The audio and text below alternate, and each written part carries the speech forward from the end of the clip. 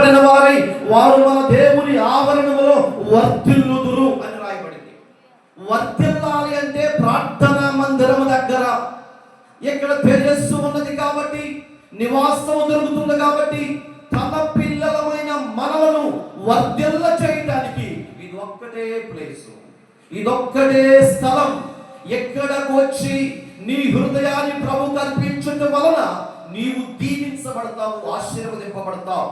దినవృత్తాంతముల 2వ గ్రంథము 29వ అధ్యాయము 2వ వచనం. ఈ వచనం చదవండి చాలు, ఇంకేం అవసరం లేదు. దినవృత్తాంతముల 2వ గ్రంథం 29వ అధ్యాయము 2-3 వచనాలు చదువుకుందాం.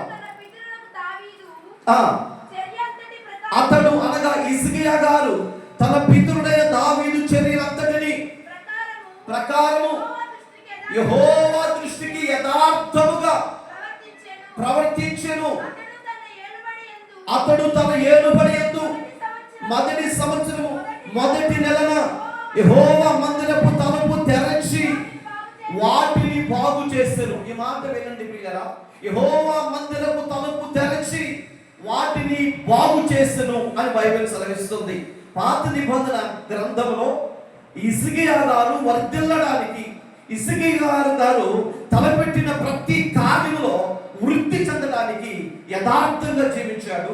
యెహోవా మందిరపు తలుపులు తెరిచాడు. ఈ రోజు వాక్యం వింటున్నటువంటి దేవుని పిల్లలారా, దేవుని ఆత్మ మీలో నివసించుచున్నదని మీరు ఎరుగరా అంటున్నాడు. అప్పటి కాలపు ప్రార్థనా మందిరము అది కట్టబడిన మందిరం అయితే, ఈ రోజు ప్రభు అంటాడు నీ దేహమే, నీ హృదయమే దేవుని ఆలయము అంటున్నాడు. ప్రియమైనటువంటి వారు, ఇంతకు ముందు చదువుకున్న మాటలో అతడు దేవాలయపు తలుపు తెరిచాడు. ఈరోజు నూతనమైన క్రీస్తు సంఘ